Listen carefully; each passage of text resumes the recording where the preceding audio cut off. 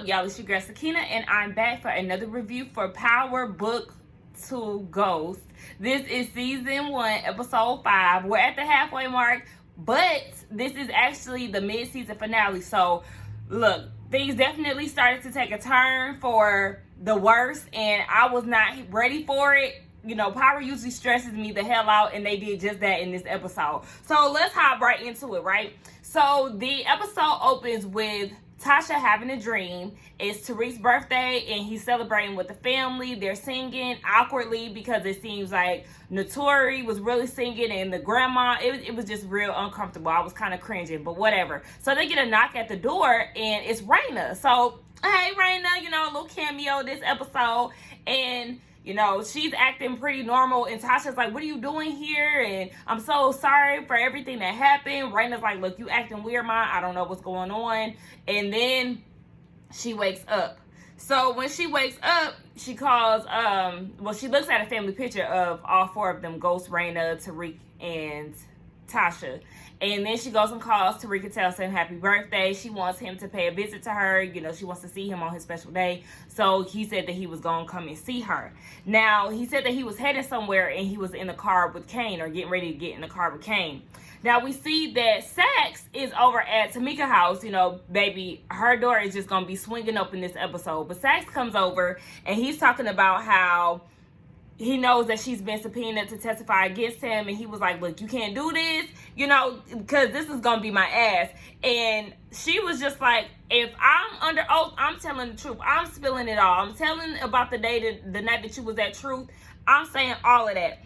And she was like, I'm also letting them know that somebody was blackmailing you, but you were smart enough to not tell me who that person was, because she would have said the same thing. So she was like, either drop the charges, or baby, I'm spilling all the tea. But either way it goes, get the hell out my house. Now we see that Diane and Monet are at the house, and Monet is trying to give Diane the rundown on how she should treat men and play mind control over them. And then Diana said that she knows that her mama is messing with Ramirez. It was kind of weird, talking about pussy and stuff with your mama. Like, ooh, no. But anyway, yeah, they were just talking about that. And Monet said that a man doesn't fall in love with you. He falls in love with the image of himself that he sees in your eyes. So she was just basically saying that men have all these advantages, and you got to take it, right? Now, they're doing all of this, and then Ramirez pops up. He wants to see her.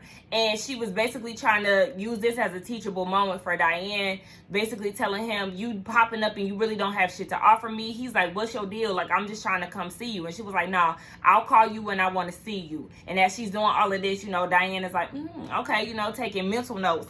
But Tariq and Kane pull up, and they see that Ramirez is leaving the house. So then Tariq starts asking all these questions like, what is this cop doing? And Kane is like, you know, basically he gives us a heads up for whatever's going on in the streets. He started telling Tariq this whole reason why Ramirez is around, and I was real shocked that that was coming from Kane. Now, they go into the house, and Kane is basically going off on Monet. Like, why are you letting outsiders in? Like, you keep telling me about all this family stuff, yet you letting all these outsiders in. I'm not okay with that. So then she was like, why was Ramirez here during the day? He gonna fuck up the business, doing too much. So Monet sends him off because, you know, he talking out the side of his mouth. So then Monet asks Tariq, why or who is this guy that Drew had a drawing of? And Tariq is like, I don't know. I have no idea what's going on, but you should ask Zeke about that. So she was like, oh, okay. And then he was like, is that all you need? Because I gotta go. We see that he get a text message from Sax. They need to meet up. So then we see that he meets up with Sax. They're talking in the car. Sax tells about how Tamika got subpoenaed. And then he was like, why did your mom even fire her? Tariq said, I don't know. Tamika won't tell me, but she can't tell the courts anyway because of the privilege situation. So then Sax talks about how he told her about the night that he was at Truth, and she knows that somebody seen him, aka him. So he was like, you know, our whole arrangement could be fucked up if she goes and testifies. So, you know, I might have to cross-examine you, and this whole thing could be fucked up. So Tariq leaves and then calls Tasha, tells her the whole thing. Now, they're going back and forth with each other because Tariq tells her, like, look, I seen Sax the night at Truth. Tasha's like, what the fuck? Why didn't you tell me? You acting just like your dad. He started to justify it, saying that, you know, he was basically trying to protect her. She was like, oh, well, now you sound just like his ass. So then that's when she goes and says that Tamika found out that it was you who did the shooting, which is why I fired her. So then he was just like, well, why you ain't tell me? You know, they both get mad at each other about the situation. So then Tasha was like, look, I'm going to be the leader of this whole campaign because obviously you don't have what it takes right now. Tariq was like, do you want me to handle Tamika, aka killing her? And I'm like, damn it. She was like, no, I'm going to just tell Davis to take her off the stand, and that's that. So then we see Sax meeting with his annoying ass niece, and he's just basically saying, did you get any information from Tariq? No, but apparently, as we all knew, that she would get buddy-buddy with Brayden. She'd been staying the night at the dorm room and all of this. She also mentions, too, that his grandma's been calling him, asking for money. Sax thinks that's weird because usually, you know, as a college student, you would be asking the elders for money.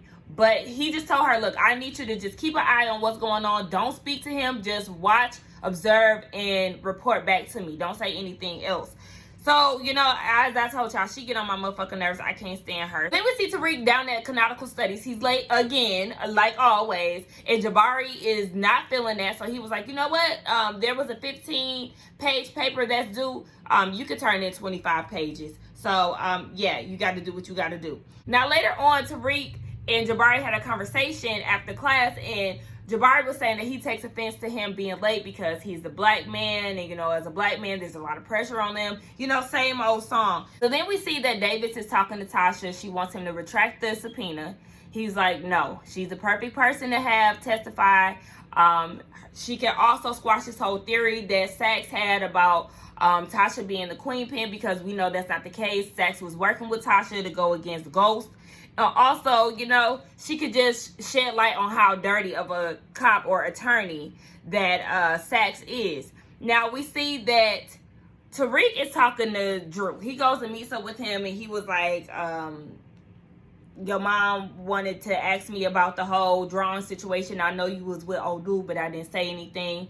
Drew was like, bro, you failed the test. It was definitely a test. My whole family know that I'm gay. It ain't no secret about it. And then he also tells him that Monet basically is viewing him as family, which could be a gift and a curse. And then he told him that he needs to look out for himself, which to me was very telling. Then we see Monet talking to Diana. She sees that Tariq has some type of loyalty to Drew. So that kind of fucks up the whole situation, because neither Kane or Drew will be able to get the true rundown of how he runs his operation and sells their products. So then this is where Diane has to step in and use her pussy power to get him to tell all the tea. She also told her don't get caught up, but I said good luck doing that, because Diane had her eyes on Tariq since episode 1. So I feel like she's gonna get caught all the way up.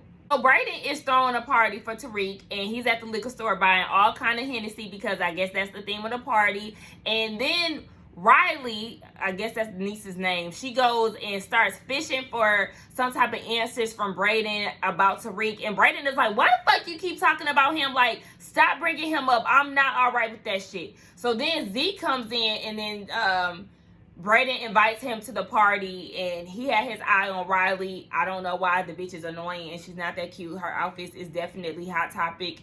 It's Spencer-esque. Like, girl, please. Ain't nothing cute about her. She's irritating as hell. But, yeah. I feel like good job, Brayden, for not budging and not spilling no information on Tariq. Now, speaking of Tariq, we see him down at some shop. He wants to go meet up with Jabari, who is talking to, I guess, his publishing agent.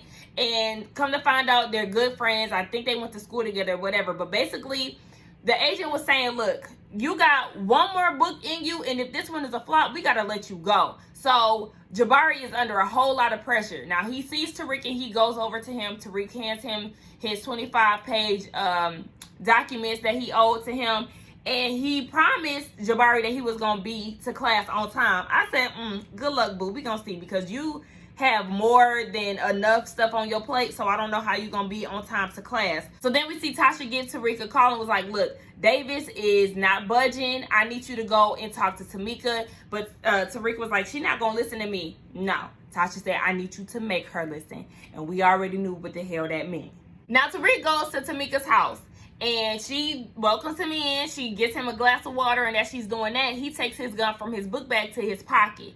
So she's like, how can I help you? What's going on? And then he was like, this whole subpoena situation, like, I need you to get rid of that because, truth be told, I seen Sax at Truth. I'm the one that's blackmailing him. I don't want to get on the stand and have to tell what I really seen that night, which is Tommy kill Ghost. And she was like, well, your mom already said that. But he's like, yeah, she's inside. I'm out here in the world alone. This nigga might come and try to kill me. And she started asking, where did you see Sax? And Tariq is like, well, why does that matter? So as he's doing all of this, he's putting his hand in his pocket and he about to kill her basically. But there's a knock at the door and it's Davis. So of course she got to hide. And Tamika like, going somewhere, I'm going to get rid of him. So she opened the door and Davis got a bad feeling. He was like, you got somebody in this house, Sax. Is Sax here? So he budgets himself into her house, rude as hell, and was looking for Sax, but, he wasn't there. Tariq ends up running out. As Tariq is sneaking out, Davis asked Tamika, like, why does Tasha not want you to testify? She was like, look, honey, I need you to sit down. It's going to be a long-ass story. Now, Tariq is outside. He gets a text from Braden, so he runs back to campus. When he gets to this party, he about ready to fight Trace, Braden's brother, because he spilled the drink on him. And when he went off, I said, all right, Tariq is under a lot of pressure. He's on edge because he done snapped on Jabari and he done snapped on Trace. This really not him. So then Tariq goes into the bathroom and he's wiping himself off. He get a call from Tasha and she like, look, Tamika is still going to be on the stand, so I don't know what to tell you. After Tasha get off the phone, she calls Davis and was like, look, or she tried to call him but got his voicemail. And she told them, look, I want to make a deal. Like, I don't want to testify tomorrow. Let's make a deal.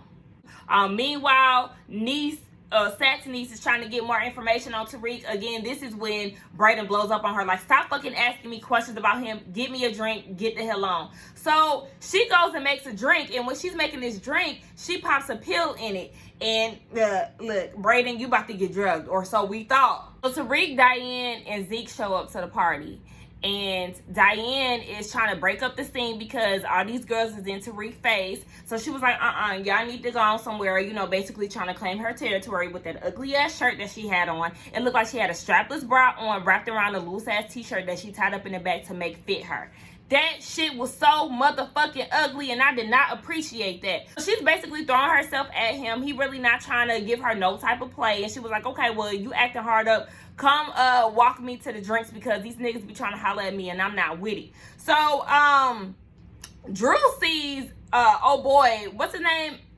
Everett or whatever, Ev. And he was trying to talk to him and Ev swerved the fuck out of him and tried to be on his straight shit. And Drew was like, oh, okay, that's how we gonna play it. And he stormed out. Now, while he doing all of this, Tariq definitely peeped what's going on. After seeing all of that, Tariq wants to go and check up on Drew because he's worried Drew walked away and never came back. He was like, what happens if he get caught up or anything like that? And Diane was like, it's all right. Ramirez got our back. Like, you ain't got to worry about that. But Tariq is like, no, I think we need to go find them or find him. So on their way out, Lauren shows up and Braden is like, yo, my plan worked. She showed up and then he hands her a drink. The drink that old niece girl had put the pills in. So Tariq starts drinking. Lauren comes up. And she was like, oh, Tariq, who is your little friend? Oh, this is Diane. So Lauren was like, oh, that Diane, the one who was blowing up your phone. Okay. So, they giving each other the eye like, what's up, bitch? What's up? And then Tariq was like, oh, yeah, this is Diane. This is Zeke's cousin. And Diane is like, bitch, cousin? Like, no, I'm supposed to be your bitch. Like, basically, that's what she was giving. So Tariq ended up leaving with Lauren. And I ain't like that. It was giving me real... never a right time to say goodbye Chris Brown video.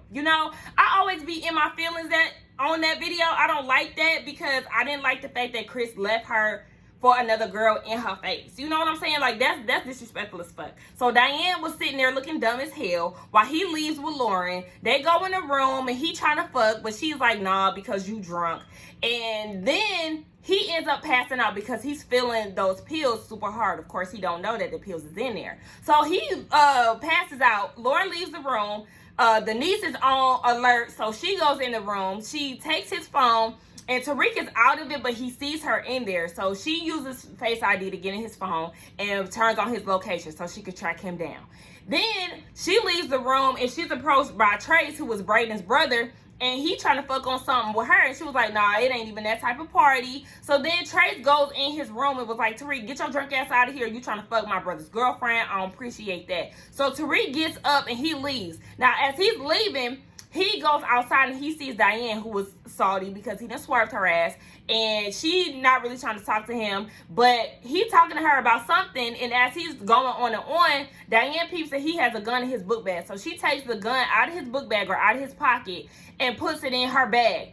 I was like, see, and just when I felt sorry for your raggedy ass, I start not liking your ass again, because you really trying to be against him, and I don't like that. Now, Drew, remember, they was going to go look for him, but they never did. But Diane ended up going to look for him. He in the car with Everett, and he basically like, bro, you in the closet, I don't appreciate that shit, because you was down for me when we was in that room, but now we out here in public, you trying to swerve me and shit. Everett was going with the same excuse that every dude in the closet go with. Then he was using basketball as an excuse, you know, it keep me straight and all of this. And then when it came to him finding out that Drew was Zeke's cousin, he really got mad and he left. So I don't know why you chasing him anyway. I'm not feeling him. I feel like you can do better, boo. So it is what it is. Now, while all of this is going on, down at the school, Jabari and Carrie are alone again. I don't know why the fuck they keep being alone. He trying to fuck on something too, and she swerved him. I told you, everybody getting swerved. Jabari got swerved.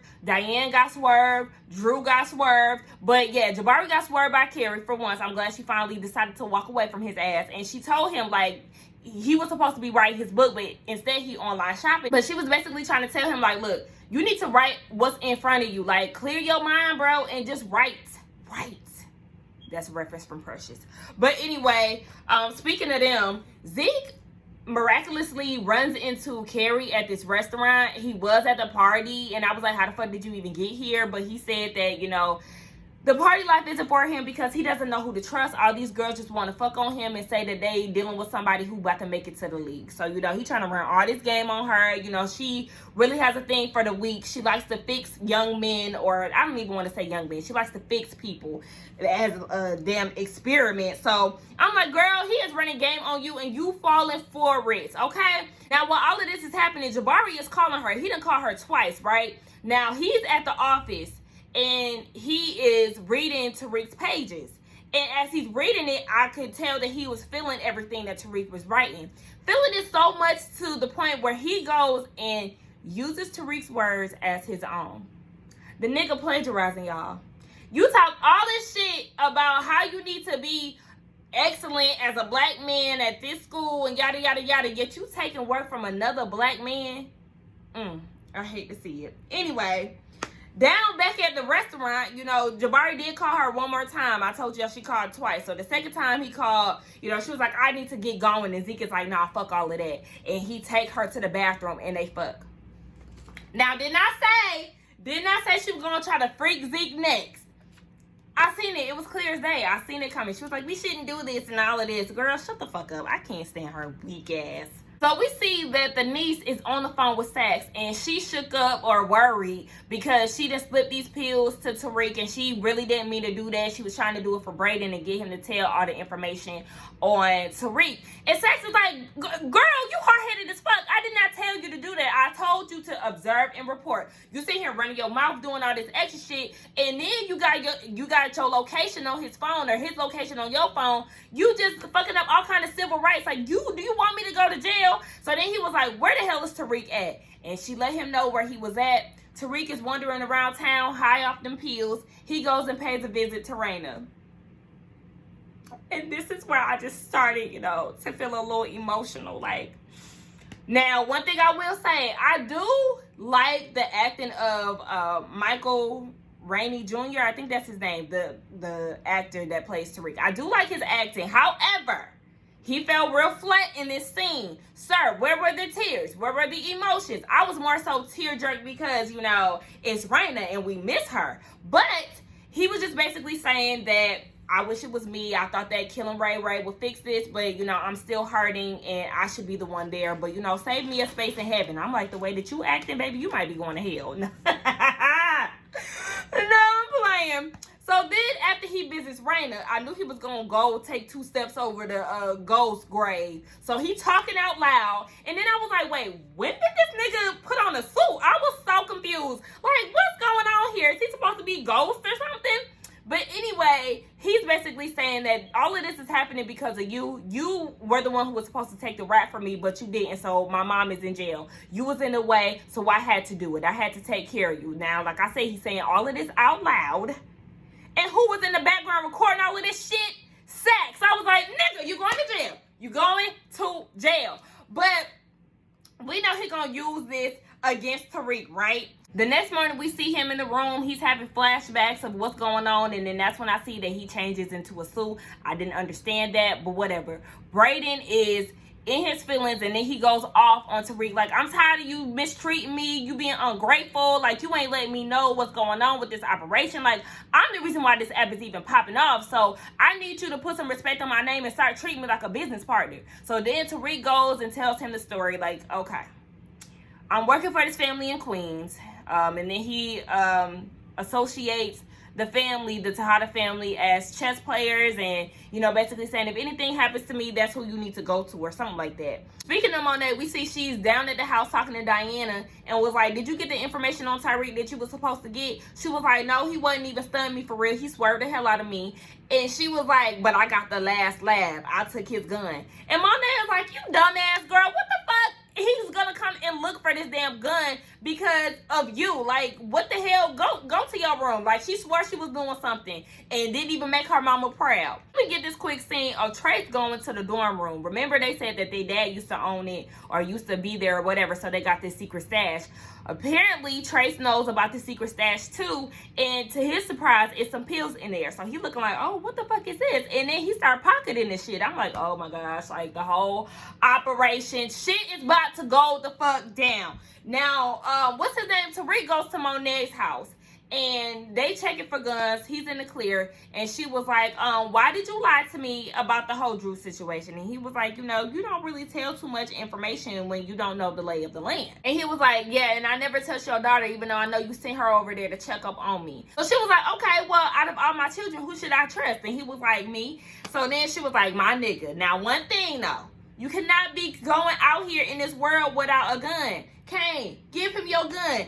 Kane is totally against it. It was like, this nigga probably don't even know how to use it. She was like, do what I say. So he had to give over the gun. Now, this is definitely going to be a problem because you're stripping away your son for outsiders. You know, he already had an issue with this in the beginning, right? In the beginning of the episode with her letting all these outsiders in. And now you're taking away his privileges as a family member and giving off gifts and stuff to outsiders. So, you know, that's gonna come back to bite her in the ass, I'm pretty sure. He's gonna start resenting his mama for sure. So down at Sax's office, Davis is there, and he was like, look, Tamika's not gonna take the stand, but I'm not dropping the recusal, and Tamika told me about Truth, so I need you to drop these charges. Sax is like, too bad, too sad, because little do you know, I have this video here of Tariq saying that he is the killer of his father. He also mentioned, too, that he knows that Tasha wants a plea deal because the guards overheard her on the phone leaving that message. Now, Davis is like, well, you know, that video is admissible, but Sax is like, well, I know that. However, I know what to look for when I find this shit because of this video.